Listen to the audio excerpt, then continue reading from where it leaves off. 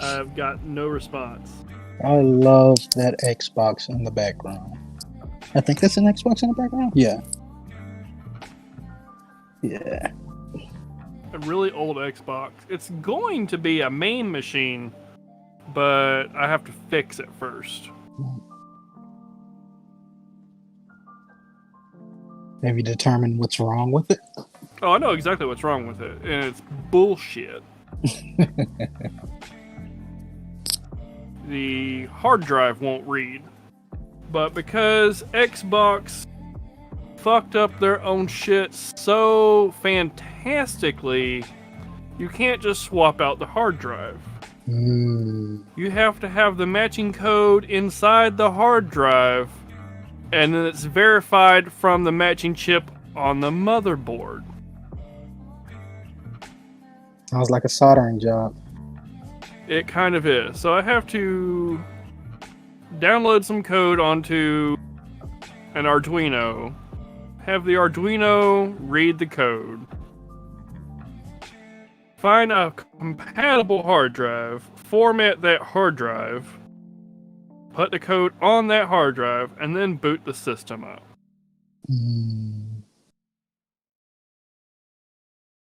It's a mess. Hey, but if you think it's worth it, go for it. I mean, you know, it's $20 worth of shit, but I don't like throwing stuff away.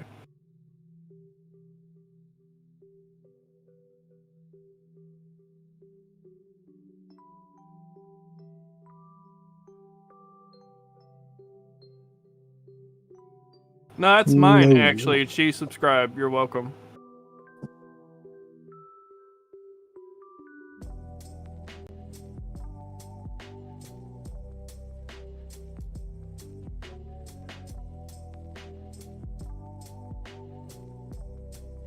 Well, are you having a girl? A boy?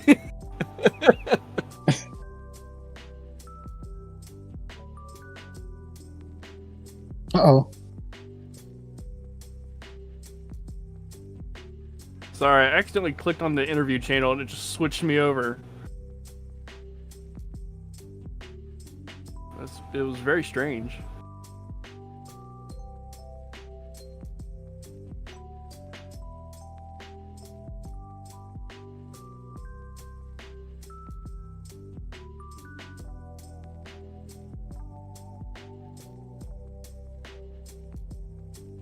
Baby?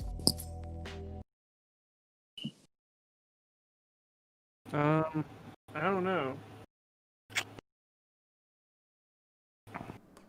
Switch? Hello, there we go. Hello! What are you doing in my swamp? Oh my god, as soon as we go live, here comes Richard, bringing up the rear.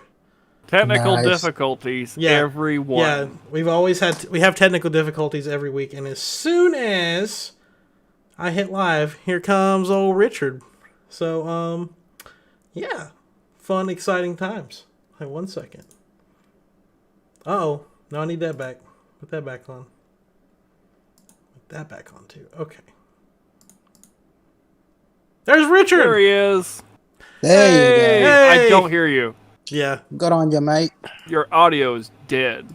Whose audio's dead? Oh, there you are. Never mind. Okay, cool. I just wasn't speaking. Okay. That's rude. Okay. Whew. That was a low-key hassle and a half, everybody. So welcome at the last minute to Next Gen Newsweek, Richard. I'm glad to be here. Yeah. So a couple of things before we get started. So I was messing with Streamlabs, and apparently there's not a way for me to just live stream to YouTube. So we're also live on my personal Twitch channel. So hello, if you're watching on Twitch. I wouldn't get used to finding this content here. So go to YouTube where it's supposed to be at so you can watch this. Before we get started, there are a couple of announcements. The first one, Richard and I have been talking about this, and I'm just kind of giving everybody a heads up. after the week of the console launches is going to be like a big crunch time with my school stuff. So Richard is going to be taking over as host of Next Gen Newsweek for a couple of weeks. Oh my god! Dun, no, dun, yeah. A competent host. I'm sorry. I have to be on time on those nights. Yeah, you got to be on time. So yeah, other than that, there is one other exciting note. And if you remember a couple of weeks ago, we were talking about if we may have to change the name of the podcast once the consoles come out. However, Microsoft has confirmed that they are making consoles beyond the Xbox Series X. Therefore, there's always going to be a next-gen console, which means we can always be called Next Gen Newsweek. So, Nice. And we're always here to console you. yes. Thank you. So anyway, let's get into it. My name's Mitch. Tonight I'm joined with, I always want to point, but they're not in the right order. Steven, Yo. Richard, Yeah. and Michael, Howdy. without his tiny hands as of yet. Oh no, they got to be there. Yeah. Now he'll pull them up They now. gotta be there. He'll pull them up now. We won't know. We'll be talking, and all of a sudden they'll just come up from the They'll bottom of the always screen. If you're a audio only listener, just a reminder that we do the video versions Wednesday nights at 9:30 when Richard shows up. So I'm gonna give him a hard time about it all day. So as kind of brought up a couple of weeks ago, now that everything is kind of on the table as far as the systems go, it's going to be kind of slow news going on for the next couple of weeks going into launch. So we're kind of just going to take the news we got and just kind of expand on it a little more versus kind of just running through topics pretty fast. So the first one we're going to hit up on is that last week, the night of recording, was the day before we got the announcement of who the new Smash Brothers Ultimate Fighter is, and I was really hyped about it. And then I woke up extra early on Thursday morning to question why I got up extra early Thursday morning, because Minecraft Steve is the next character for Smash Brothers. I'm so sad about it. I'm not as salty as I was, but yeah, Michael did get the prediction right. I think the worst part about the whole thing was that it deconfirmed Travis Touchdown from No More Heroes, which was somebody that I did want. So Michael, since you predicted right, how did you like the trailer for Minecraft, and what do you think?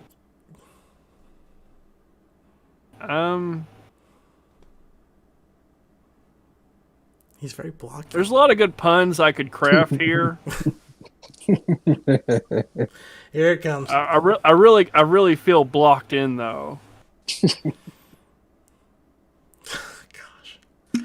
Gosh. Steven, Minecraft. You play Minecraft, don't you? Are you excited? Yeah, I do. That I play. your Minecraft rep is coming to my fighting game? Honestly, I wasn't too hype about it. I just thought it would be someone who was more or less pixelated. But I watched the move set on it. It's got simple and complex things. I can see some real OPing happening with Steve or Alex or the Enderman or the zombie, whatever skin they decide to use with them. I can see a lot of trouble, especially with me. I panic when I'm knocked over the edge. And from what I can see, if you use those building blocks right at the right moment, you can get a lot of eliminations with it. So I'm just kind of eager to see a little bit of gameplay on it, see who can master it, who's frustrated by it. It ought to be fun. I can tell you who is going to be frustrated. There's a professional Smash player. His name is Esam, and he mains Pikachu. And in the trailer, they showed Steve building a wall up, and Pikachu just can't recover anymore, and it's sad. I feel really bad for Esam. Richard, what did you think about the... Oh, sorry, go ahead, Michael. Oh, go on. No, go on for Richard. Go ahead. Yeah, Richard. I'm part of that group that could not possibly care less. It does seem like a kind of a polarizing issue, and you either really, really hate it or you're really, really hyped about it. I don't know what that depends on. I don't like Smash. So who let you on this podcast? I would have. I mean, as someone who doesn't even play, so my opinion would be mute. I would have liked to have seen someone a little bit more dynamic. I'm sure they're going to create moveset and stuff that'll make Steve dynamic, but as a reference point of Minecraft, that's not a very dynamic character. And I mean, there's not a whole lot of. I mean, who the hell is Steve?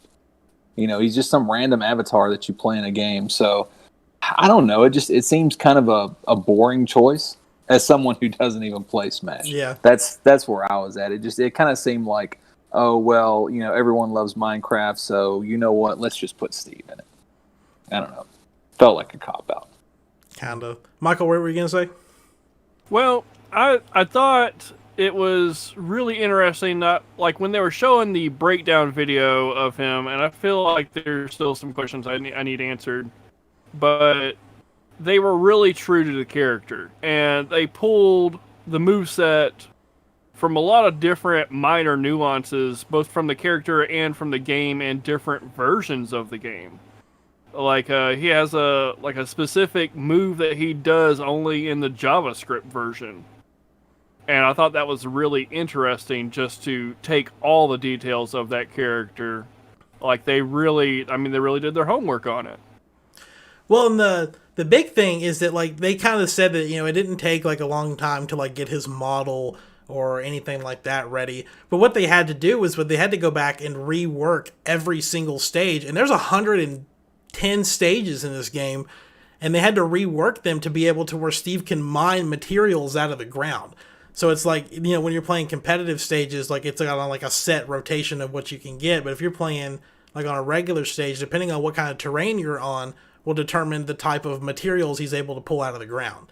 And so they had to go back and do that for every single stage, and have to figure out a way to how can Steve place blocks on these maps and stuff like that. Because he can create his own platforms. Like, dude's got like the best recovery in the game now.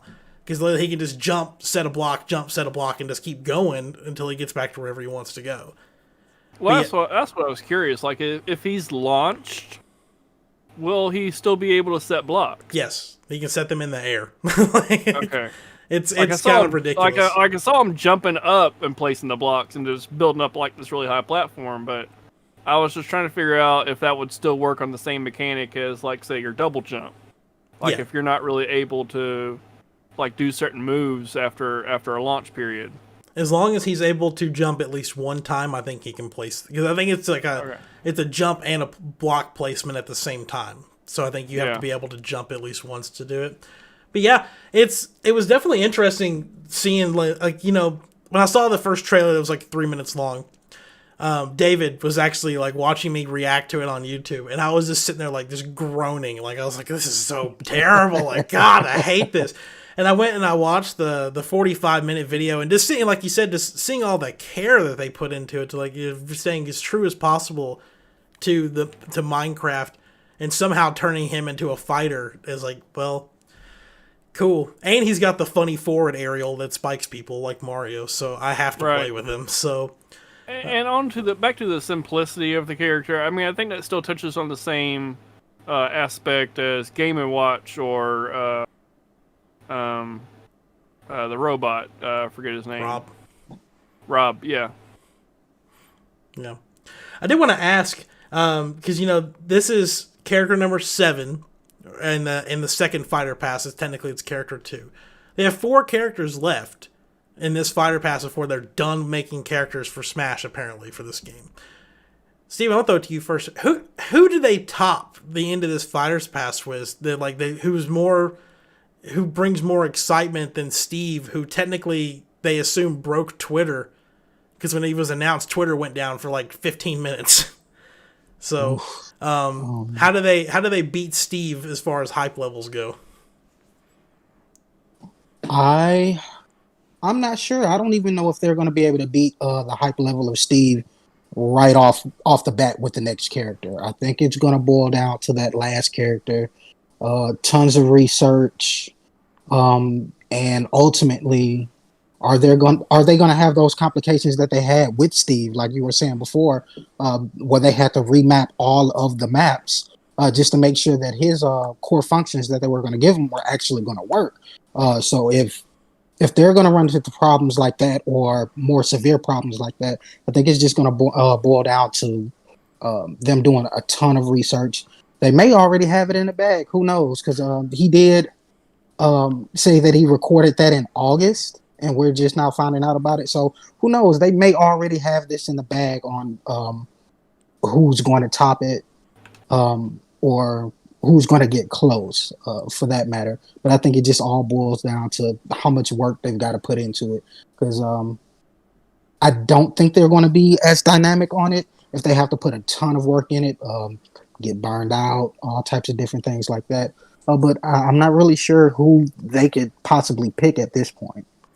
Well, something to bring up in that is that so technically Steve should have been the character they showed off at E3 if they did an E3.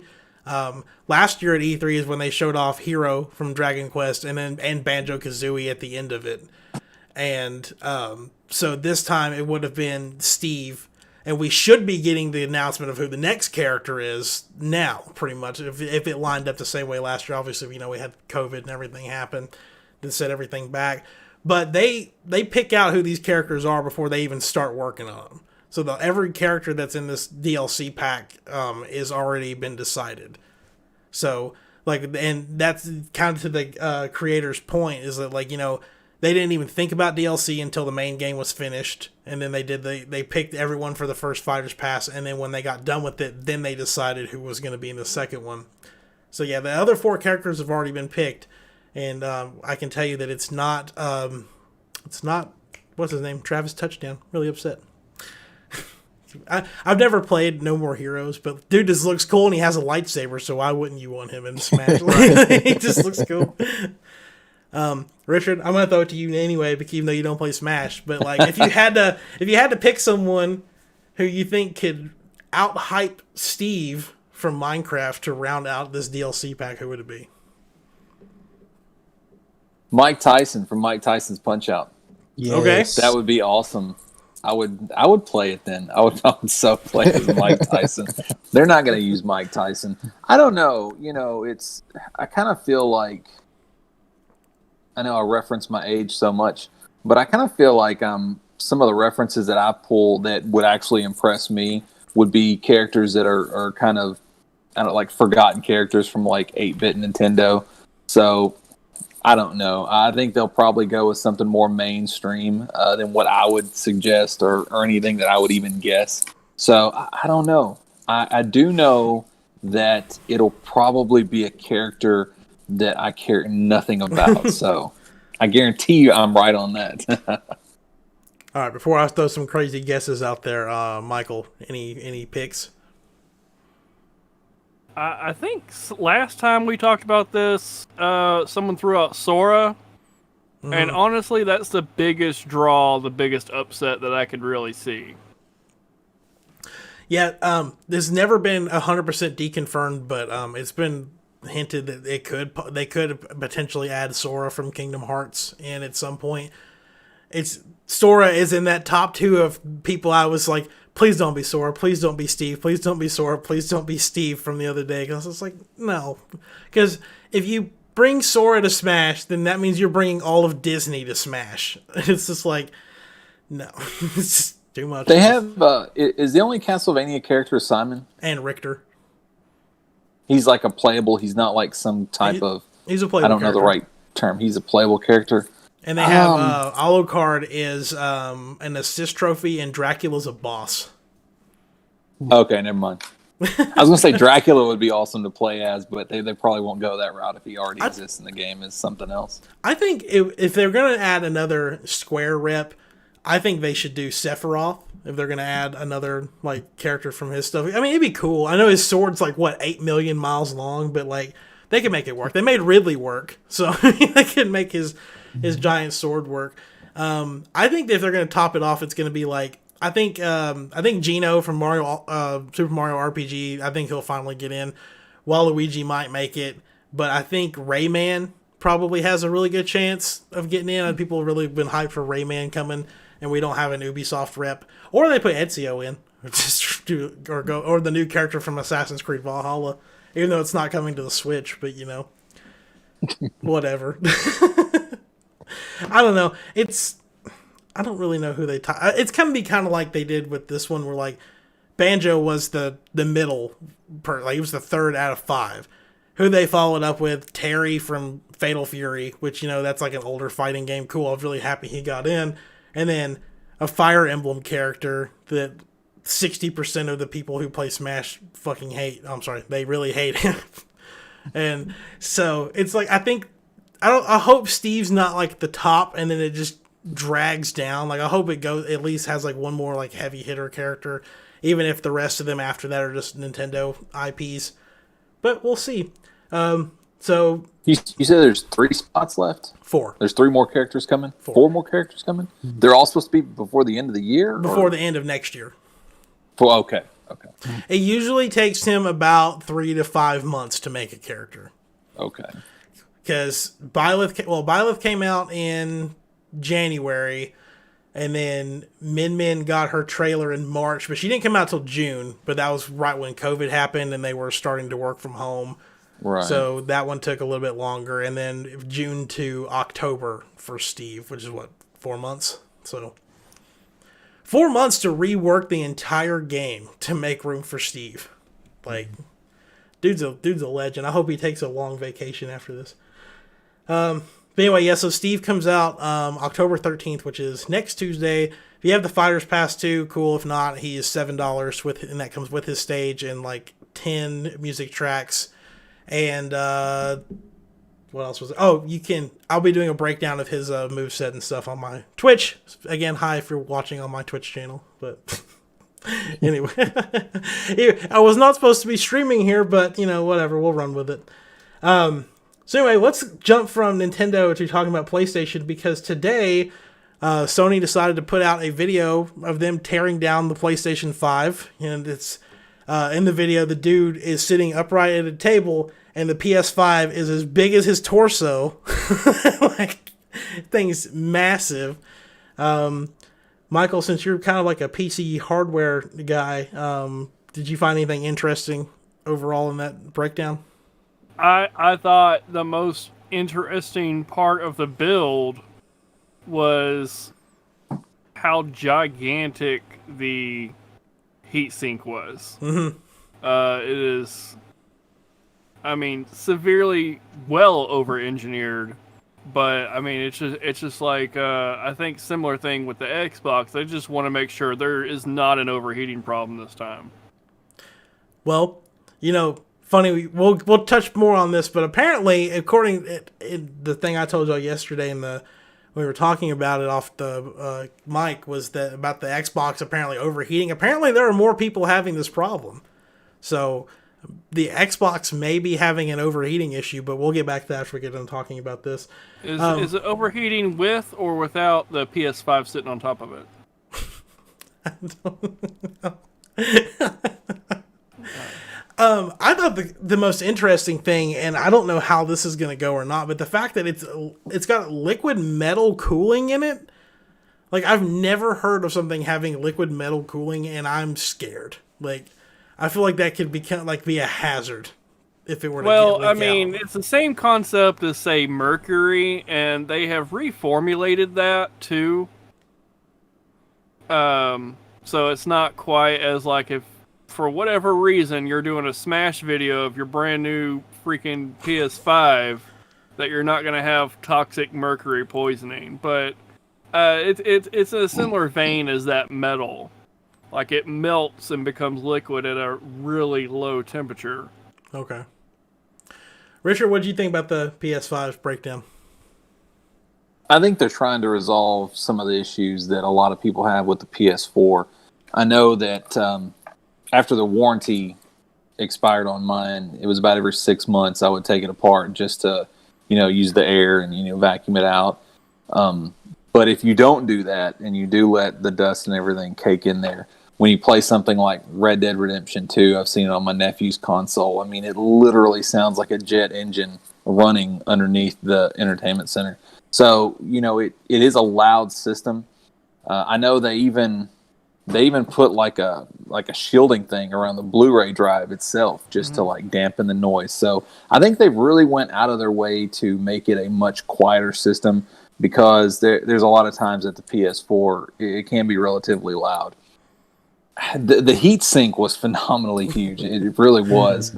And again, with I don't know, I would have to see, like my PC has like the liquid cooling, but it's not like a liquid metal.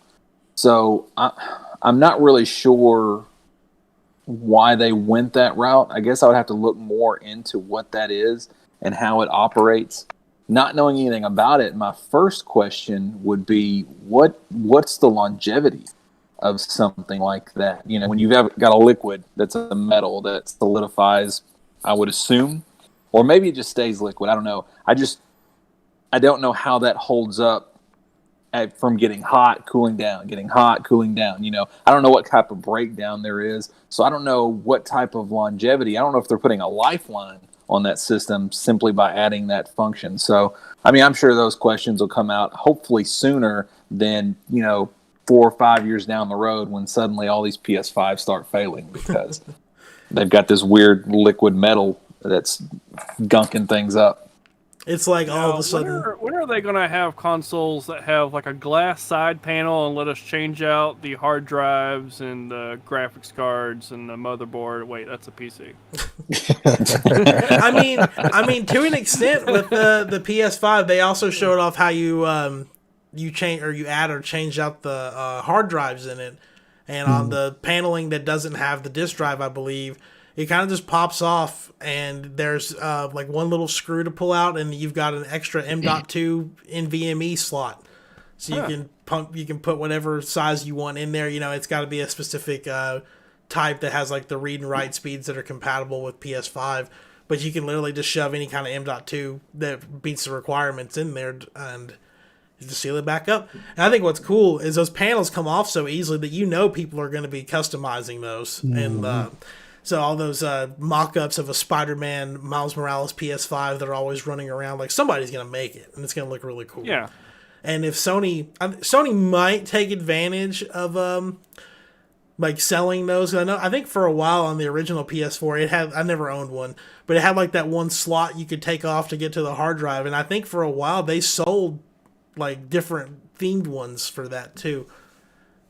So I think they could probably, if they want to make some extra money off of it, they could do that. But Steven, what was your thoughts on the PS5 teardown? Again, it was the heat sink. Fucking excuse my French. I don't know. That was just awful. But I mean, they have their reasons. Also, it just seems like they're trying to add that extra depth of being interactive with the hard drive. It used to be as simple as I know with the 360, it was as simple as pushing a button on the side, hard drive comes off, snap the other one back on. Simple. But for people who want to be more immersed in their gaming consoles, hence the PC players, you've got that. Even though it's a small thing as far as snapping off the side of the encasing or the panel and switching something out and putting something in. I know for me, if I got the PS5, with me not really knowing how to tinker with things like that, and just having that one small option, that would be amazing for me. And yeah, again with the panels, that's definitely something there's going to be a lot of customization out there for it. There's probably going to be some people who draw up their own art. There's going to be people with a side hustle who's going to be doing this for people. It's endless fun. It's like a Lego console, But I think they're kind of moving forward with that more interactive, in-depth thing as far as take apart, put back together. So, yeah. It's funny. Go ahead, sorry. I was gonna say what's funny when he was talking about like the ease of swapping out the hard drive and stuff like that. If you remember, for the PS3, it was just a little small access door with like a single screw. Yep. It was actually more simpler with the PS3 than it was the PS4. And it's weird that like they're going back to that, and I guess they didn't anticipate, anybody, wanting to increase, or maybe they just didn't want anybody to mess with it. But yeah, on the PS3, it was a single screw, and it just slid out of that little expansion bay like on a rail, like on a little metal bed. So the PS4 Pro has that as well. They changed it on the PS4 Pro, where it's a little like the back corner of the bottom of the system just slides off, and then you just have just direct access to the hard drive. Okay, it's definitely. If you even want to compare like the PS4 to the Xbox One, like, I mean, on the Xbox Ones, you can switch out the hard drive. Like, you can even put like SSDs in them now, but you have to disassemble the whole thing. You got to take it apart, pull the disk drive out of it, and then like, I think it's on the other side of the, no, it's not. It's like you pull the disk drive out and like, I think the power supply, and then you can put a new hard drive in, just like you would on a computer. But on the Series X, you can't do that. You have to do the expansion card thing. And I mean, and I know people are upset about the price of the SSDs for the Xbox, but just kind of letting you know, those M.2 NVMe drives are going to run about the same price for the ones you can put in a PS5. I think there might be like a $10 or $15 difference in Sony's favor with that, but it's not a lot. So, any final thoughts, impressions about the PS5 teardown? I will say there is one note to add about the hard drive, and this is kind of like a bit of psychology, really, that a lot of consumers don't really understand until like you mention it to them, is that with the heft of the console being added because of that gigantic heatsink, you feel like you're getting a better product too. Not to say that it's not going to be good, but like, if you get a controller versus, a third-party controller, the third-party controller feels lighter, and you instinctively think it's cheaper.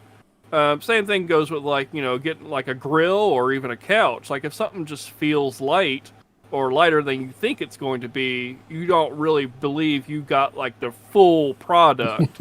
So, I think that's another thing that they're, really... I mean, it's for the console, but like it's adding to the value, really.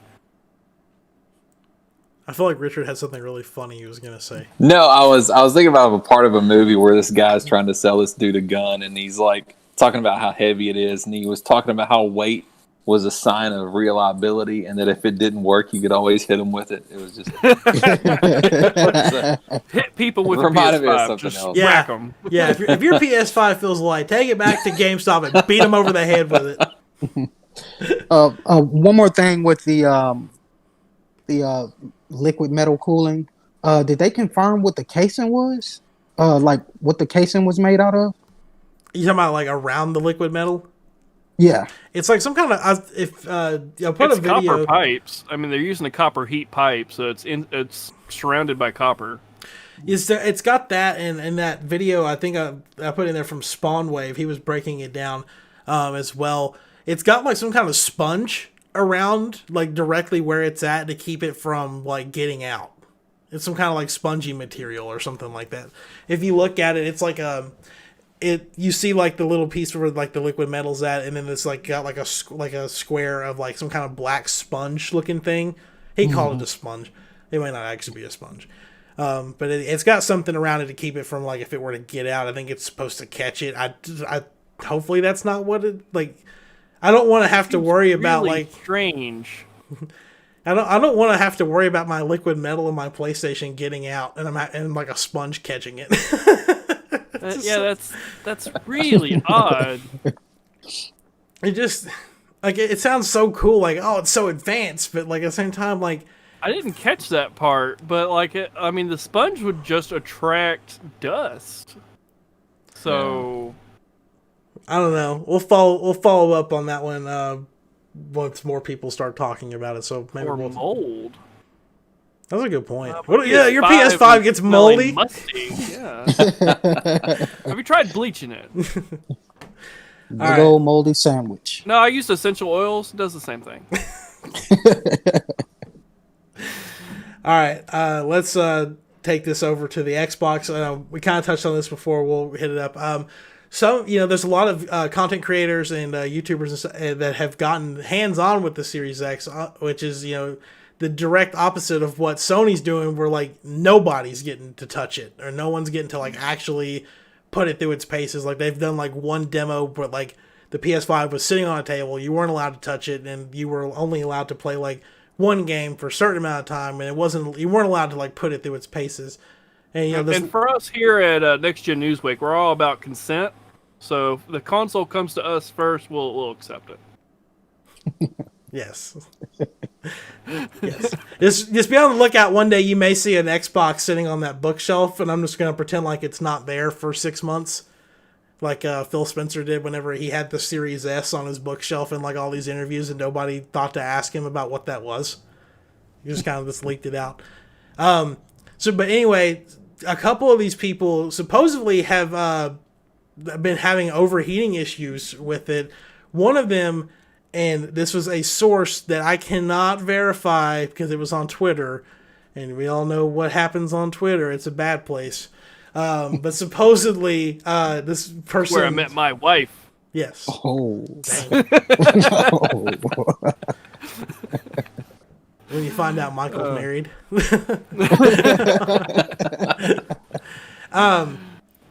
But one of the people apparently burnt their hand on their Series X by like picking it up after like doing, I guess, some like heavy Red Dead 2 gameplay. Like, I don't know. Oh, man. I don't know how you do that. I don't think it's 100% true. And even if it is, these consoles, this is not the first time like a system's ran really hot. Like the 360 and the PS3, they ran like pretty hot too at sometimes. Especially the 360. I mean, that's how it had the Red Ring of Death problems, was because of how hot it was running. Mm-hmm. So this isn't something that's new, but at the same time, it's also kind of worried because they're putting so much like effort into like making sure that's like, it's powerful and it's cooled, and you're not. And this dude compared it to like having a fireplace log in his living room, and it was heating up his whole apartment or something. See, to me, that's kind of.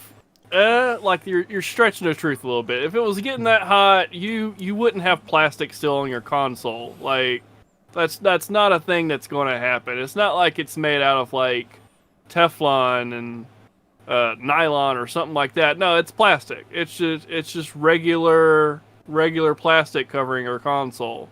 It's not built to endure high heat for an extended amount of time. If it was really that hot, you wouldn't have the side of your case. Yeah. Well, maybe it's blowing the heat out, like a small little space heater, and there's like an air vent, and it's not radiating heat, it's just expelling heat. Like to my the asshole. extent that, to the extent that it can heat his entire. Like when you say they burnt their hand, like do you mean like they burnt their hand or they burnt their hand? I couldn't. Like, was there specifics on that? They were just mildly uncomfortable with their hand close to it. I want a video of someone like turning it on its side and like frying an egg right there. So that was the first thing I saw was a picture of the Series X on its side with some like eggs photoshopped on the side of it. Right. And no, I don't want to photo. I mean, and sometimes it can cause shrinkage too. I mean, you just never know. There it is. But now, like, it's so weird because, all these tech YouTubers, we'll actually get into, like, the fascinating stuff with the Series X in a second. But, they're under, like, review embargoes. So there's only, like, certain stuff that they can say up until, like, certain dates. And so, like, and this person, whoever they are that got it, it's like, oh my gosh, here's the Series X and it's burning hot and I burned my hand on it. And you go to any of the other YouTubers and they say, we can't comment on this until the embargo lifts. So, like, did that person break the embargo on it? Or are they just, they're literally just under an embargo and they can't say anything about it? Like, they can't even say, no, the system doesn't run hot. Like, I don't know. I'd be really curious to see how this ends up shaking out because I have a Series X on the way. I don't think I announced that last week, but I have a Series X now. I'm so sorry. And that was something I was talking with another friend. I was like, it doesn't pay to be an early adopter with these new consoles, and even with PC parts nowadays, like the 3080s, a lot of those are immediately, like, some of them got recalled and redesigned and extra capacitors put on there. Like, it just... It's not worth it being the early adopter because you get the troubles. And I think Steven's told us that a few times.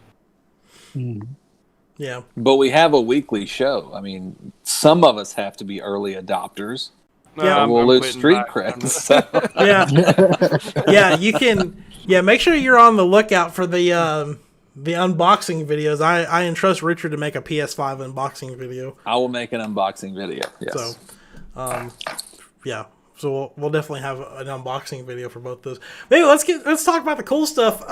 There's no loading times in games that people have played on the Series X, or if there are loading times, they're significantly less. Now, like, these YouTubers are only allowed to play like games that they don't have Series X games because they're not out yet.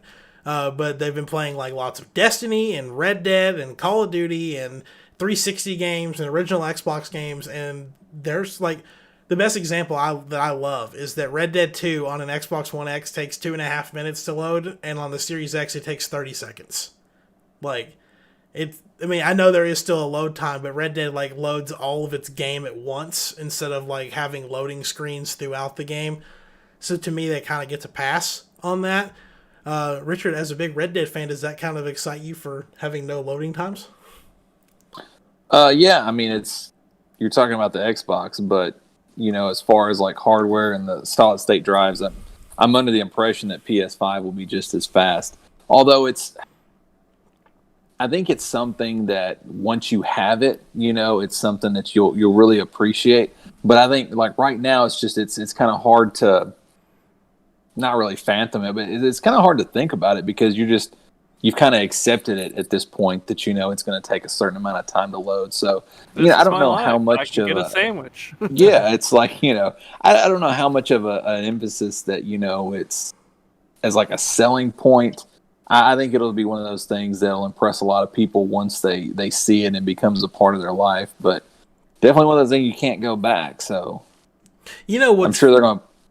Oh, go ahead. Sorry. I was going to say, I'm sure they're going to push the envelope on what they can get away with these consoles. So you don't want to do it in a way that's going to increase load time at this point. Well, yeah, because like a lot of games, so. Yeah, a lot of games now they hide the loading screens behind something like if you're in an elevator and like you're going up and down floors. That's how they hide the loading screens is by putting them in like in elevators, or they'll have pre-rendered cutscenes that are loading the game as you're watching the cutscene and stuff like that.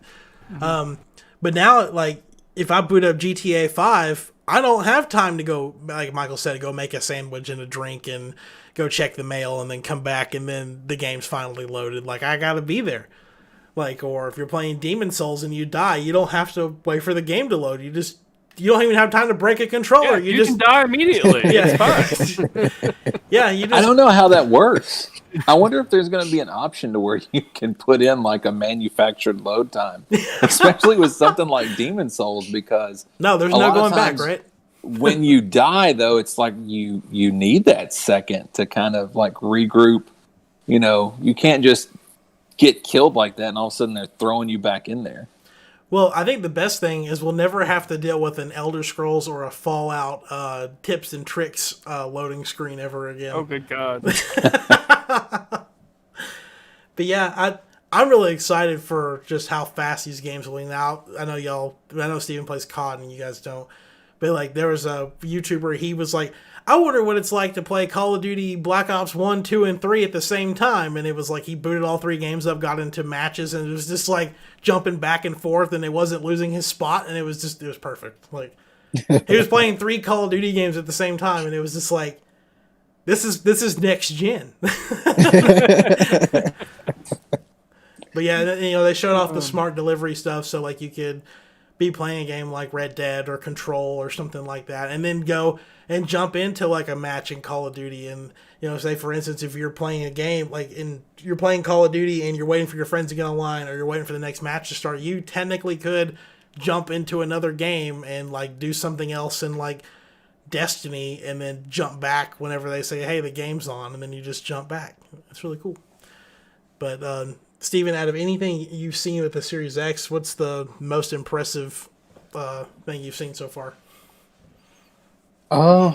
It probably will have to be the load times. Now with me playing GTA on it, because I have a Xbox One S, the load times were like horrendous, and like I'm okay with it. With some days when I wake up, get myself ready to start my day, and I've got a little bit of time before I actually get my day started, I've got the patience for it. But if it's like a long day of work and I just want to shoot something or do a mission or something like that, I'm not going to be the type of person who wants to play the game simply because of load time.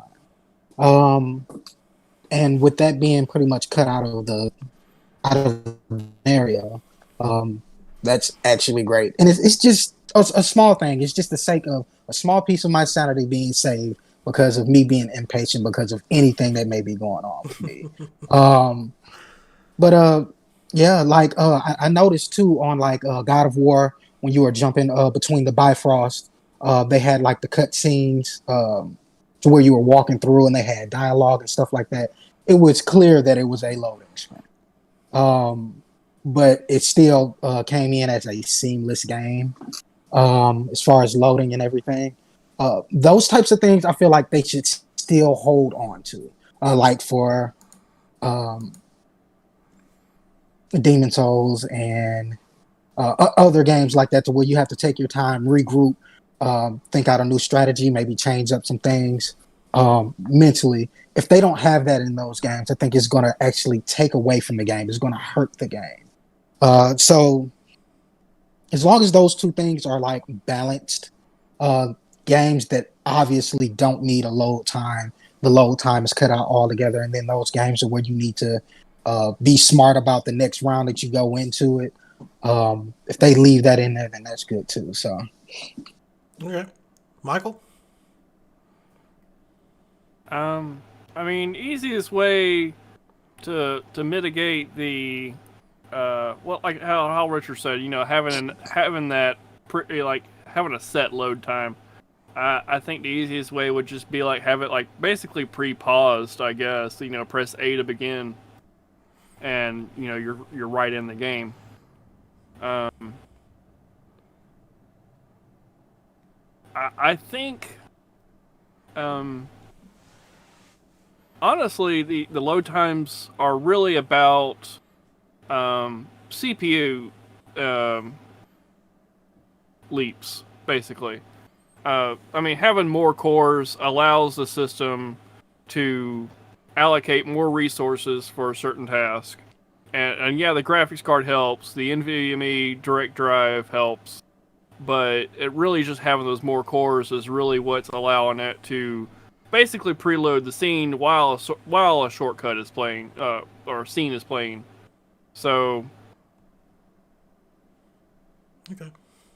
I think what I'm trying to say here is like there's like you said, Mitch. There's other tricks they do to mitigate the like presence of loading, and that's there too, even in the new systems.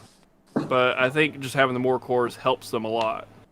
Yeah, it's gonna be weird, like playing Destiny 2 on a new system where you just hop in your ship and then you're just immediately at another planet instead of having to watch your spaceship fly through space and then just slowly go down and then land.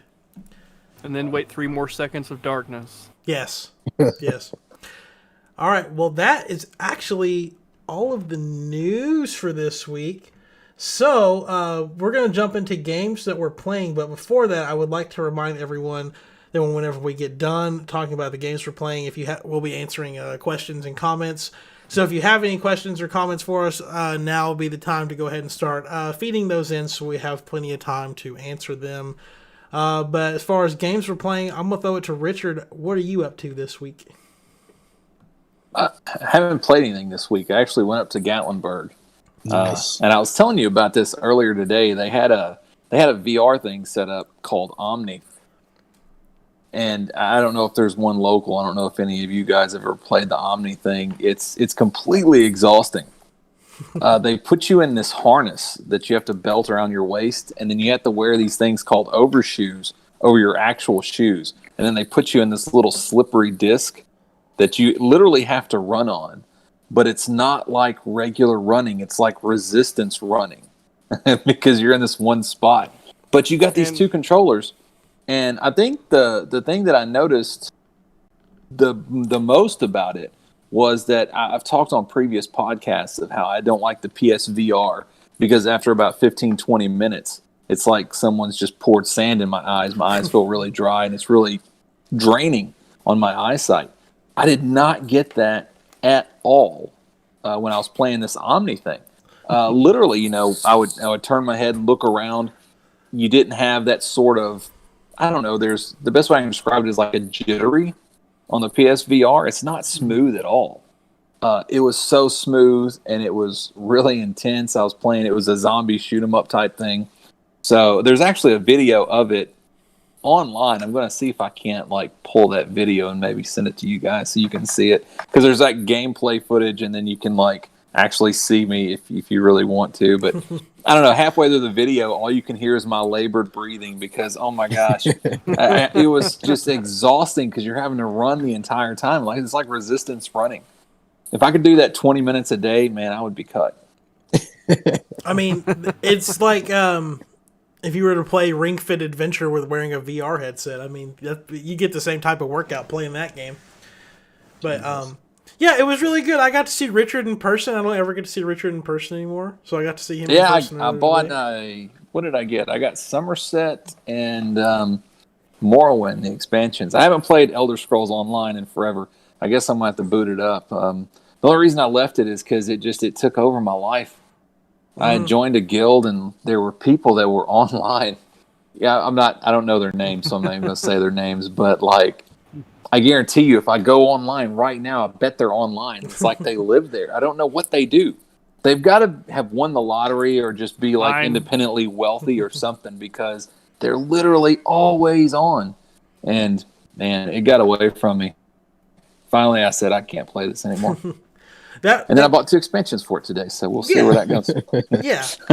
That is a good point to bring up real quick. As someone who now works back in an electronics department, the Xbox One and PS4 games and controllers and other accessories are starting to go on clearance. So if you are in the market for trying to find some games you may not have, I picked up Control for $7. I waited the 24-hour grace period. There was plenty of time for other people to get their hands on before I did. Disclaimer. I didn't just mark it down and then take it home with me.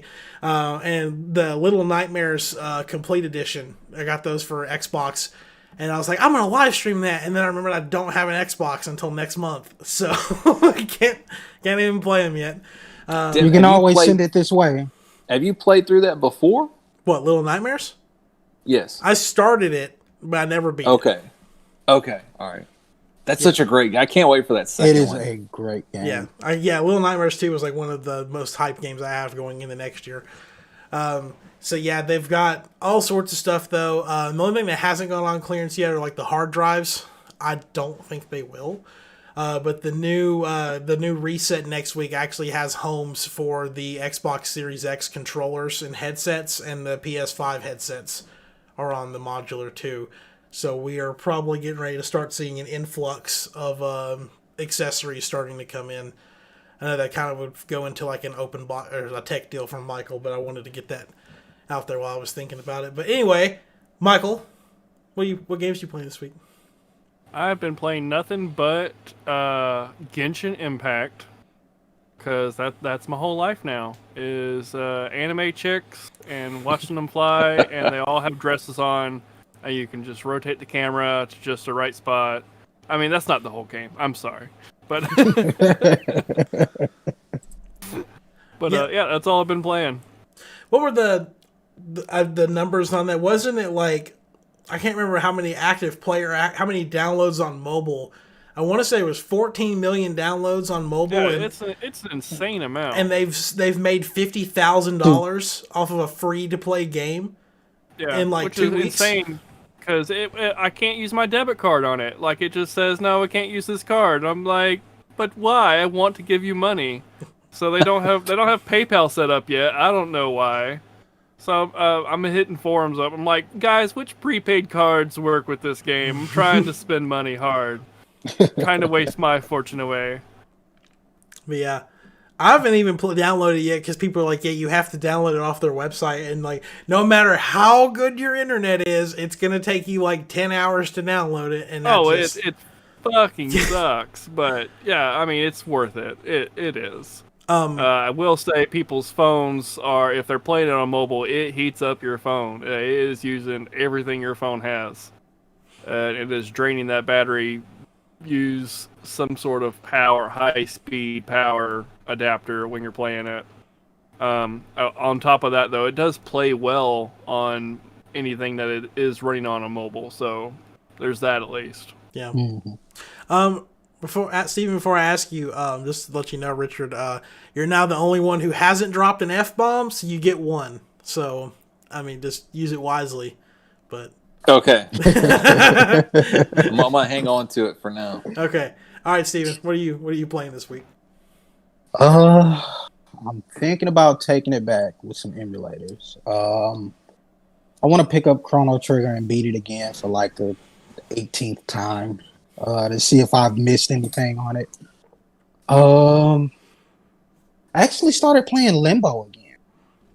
Believe it or not. I just don't understand, like, the storyline just doesn't make too much sense to me. I do consult like a lot of game theorists. What do you think? That. I would have to say this is like post-apocalyptic. To where someone took over the remaining population of humanity and decided to have them, the lower levels, work as slaves while the upper levels enjoyed that labor-free life. And that one kid had broke out of his encampment or whatnot, and he was getting down to it, shutting down the network and everything. But that's just me, because on the surface it doesn't really look like that. Have you read anything from the car wreck perspective? No. That story angle is that the kid that you play, you were actually in a car with your family. There was a car accident and you're dead. And you're trying to get back to your little sister because you're not entirely, you don't know that you're dead.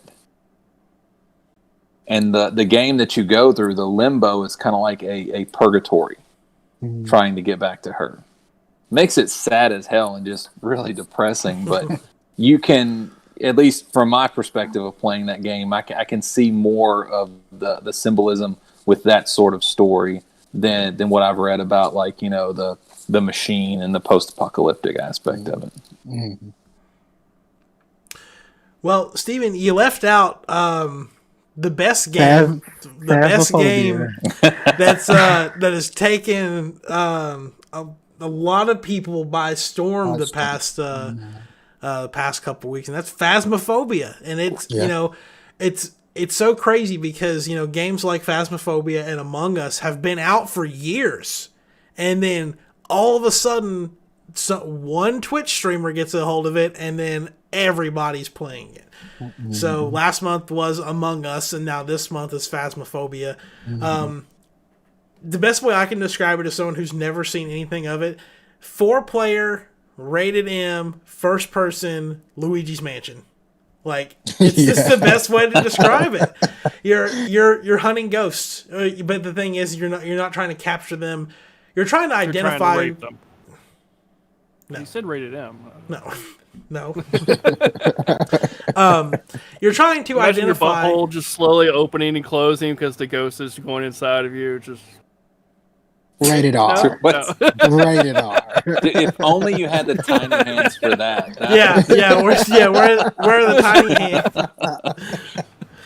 Anyway, you're trying to identify what type of ghost or spirit is in the place, but they will kill you, and it's a psychological horror game. It takes a lot of elements from like Outlast and stuff like that. No, you know what that reminds me of? What was that game? It came out for Sony. Maybe it was A Fatal Frame. Fatal Frame. Yeah, Fatal yeah, Frame. Yeah, yeah. that was a good one. That really Very was good. Yeah. I saw that at a buybacks, and apparently it's kind of hard to come by now. Really? They were trying to sell the copy that they had for $179. I feel like it's one of those Mm-hmm. things where it's kind of like those, like some horror movies in the movie aspect. They'll have like a really great first one, and then they try and like make as much money off the franchise, so they spit out like really fucked up sequels that don't really do like any good. So Right. I think there's a lot of Fatal Frames that I came think out, I've but seen an arcade version of it. yeah, I don't think any were as good as that first one was, though. Mm-hmm. Funny enough, Fatal Frame exists in the Smash Brothers universe as an assist trophy. Anyway, Really? What? Wait, It is, yeah. Yeah, there's like a little anime chick, and she walks around talking in Japanese, and then you'll see this ghost pop up, and if you're next to the ghost, when she takes a picture of it, it'll stun you. And it lets out this really annoying, like little noise, and it's annoying. I remember playing the first one. You hear like these voices, and it was just like random broken sentences, like something about a girl in a white kimono, and it was just creepy enough to like. That game was scary. That was awesome. So just to spend a little bit talking about Phasmophobia, because I've been streaming it. I haven't got a chance to play with Steven yet. Not tonight, because I need to go to sleep at some point. The first night I played that game, though, I couldn't go to bed. Like, I was way scarier than I was expecting it to be. Now I'm not as, like, I'm more tuned to it now. But it was just, like, not knowing what was going to happen. Like, you have, like, a whiteboard with, like, directions. Like, you need to, like, identify the ghost, and you need to, like, have an encounter with it. You walk in this house, and it's got, like, that, like, I don't know, like, ambient, this, like, house tones, I guess. I don't know how you describe it. Mm-hmm. And then, like, you start trying to figure out what's going on, and then you start seeing lights flicker. You're like, oh, okay, I see you over there. And then, but it's got, like, proximity mic stuff. So, like, if I talk into my microphone, even if I'm, like, in a Discord call, the game will, like, pick it up, and it picks up on, like, keywords and stuff. So if I go into a house and I start calling out the ghost's name, it responds in different ways. So obviously my group of friends are getting there cussing it out, like, show yourself, you know, and then all of a sudden all the lights just cut off, and you're like, oh, I pissed it off. And several and a little turd pokes out. Yeah. Several different occasions of something like that happening, and then the ghost just pops up just right in front of us just to scare the hell out of us. The last game I played, or one of the last games I played, we were like on the last steps getting ready to like wrap it up. We're coming down from the upstairs, walking towards the front door. We're about almost there, and he cuts all the lights off. And at this point, he starts messing with our flashlights. Like, we can't even see now. But I kind of remembered how to get to the door. I get to the door and find out it's locked. Like, he's locked us in the house with him. And all of a sudden, I see these hands, like, come up across my screen, and you hear, like, this grudge sound, like that little, like that. And all of a sudden, I'm dead. And then he opens the door, and my friend gets to leave. I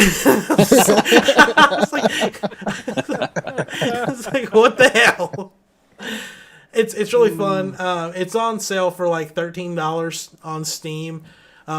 It's definitely more fun if you're playing in a group. This comment we have from Nicole says playing that game alone is intense, and I 100% agree. You would never catch me playing that game by myself. Because there's just too much stuff to do. Like, you go in, you have 5 minutes to get everything set up before the ghost will really start having activity going on. So you gotta like run in with a camera, you gotta run in with like an EMP detector, and have like a little radio and then like a book that they can write in. You gotta get all this stuff set up, and your character can only walk. There is no running. And it's there's like a walk, and then there's like a speed walk. That's it. And it's not even a speed walk. It's like a... I will waddle slowly to the door. Yeah. Yeah, pretty much. Pretty much. It sucked. I mean, that's the only thing. That's like my one gripe. And that the game looks like it was made like 20 years ago. It's very janky. Like, character models suck. Like, you can like clip in and out of people. So like you could be standing up and I could be crouched and I could look up and I could see all the way through your body up to your teeth. And then there's just a set of teeth just sitting there. Beautiful. It's very funny. It's very funny.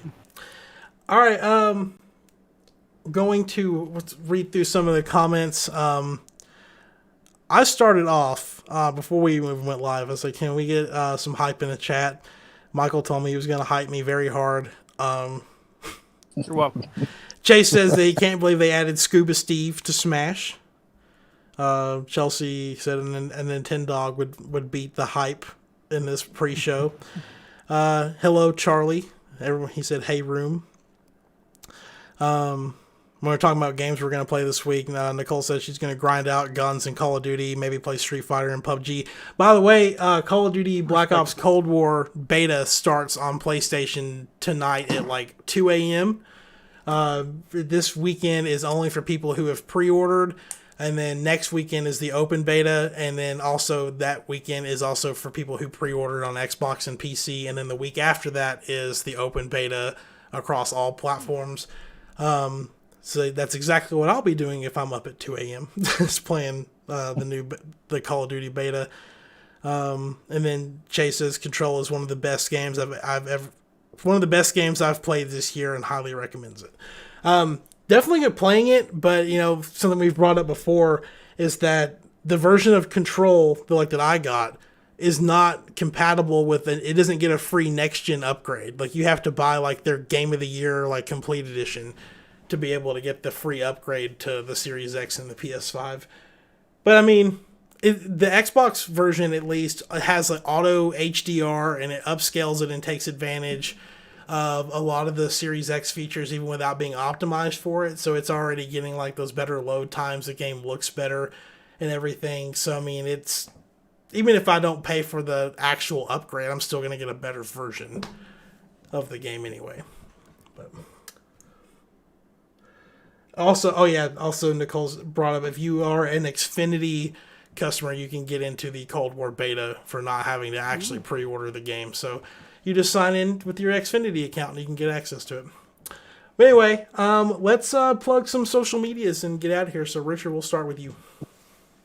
Got the since it's October, heading towards Halloween, the Hocus Pocus board game review. Not a good review of it, but it's coming up soon.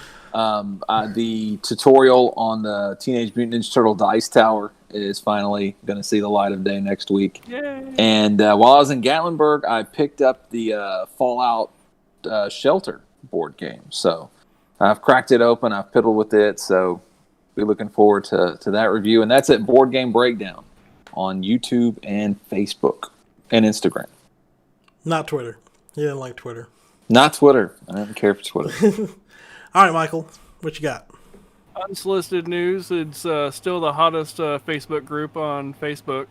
Open box tech deals. I believe you did mention Walmart has some markdown video games and accessories right now. A lot of the big box stores are probably going to be following suit pretty soon as well. So just keep an eye out in your local area for just markdown video game stuff in general.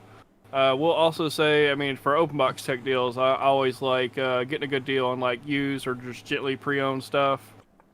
Be careful, like I said earlier in this podcast. Just a lot of people are getting these consoles or new pieces of tech, and they're not quite what they thought they were. They're not quite holding up to snuff. So just be careful buying from third-party sellers. You don't want to make sure you're not getting like an inferior product. On to Steven. On to me.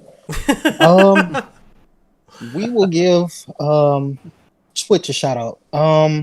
So I've been talking and being interactive with a lot of the smaller time broadcasters and streamers out there. And there's been a lot of wholesome dudes out there. I'm going to shout out M5, Godfather M5, especially. Me and him had chatted a little bit, and he told me a little bit about his backstory on how he decided to get started with it. And he's a pretty cool dude, and that's the thing a lot of these platforms are missing.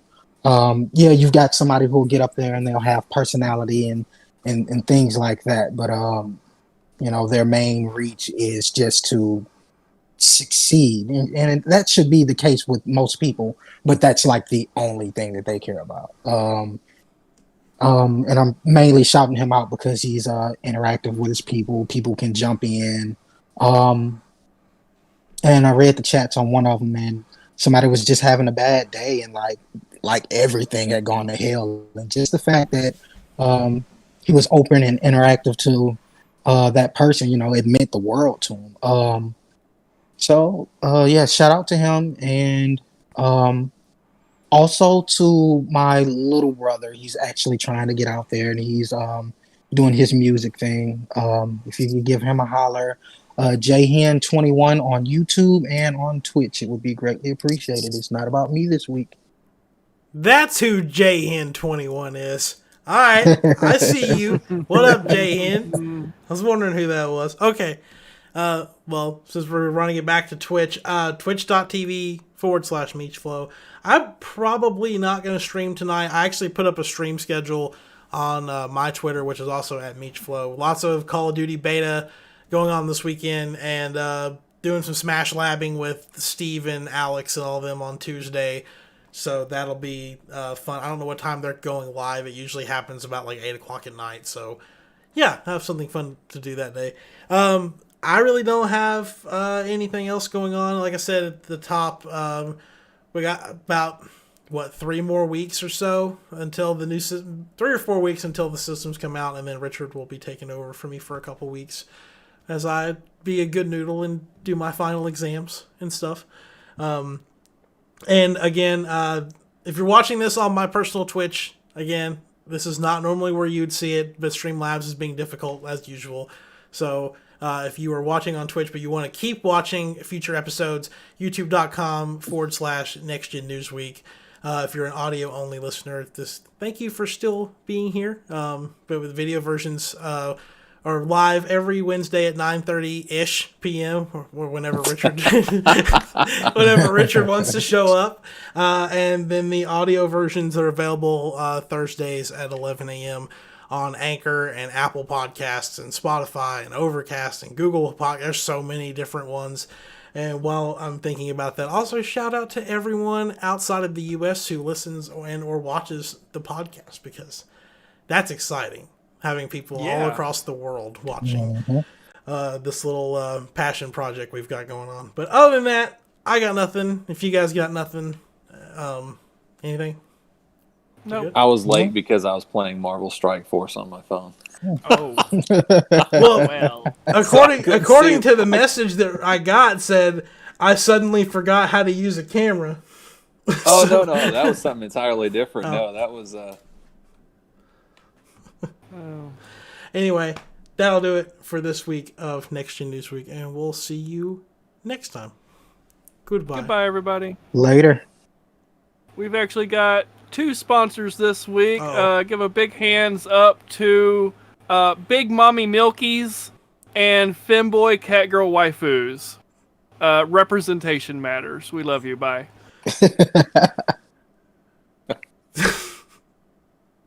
Why?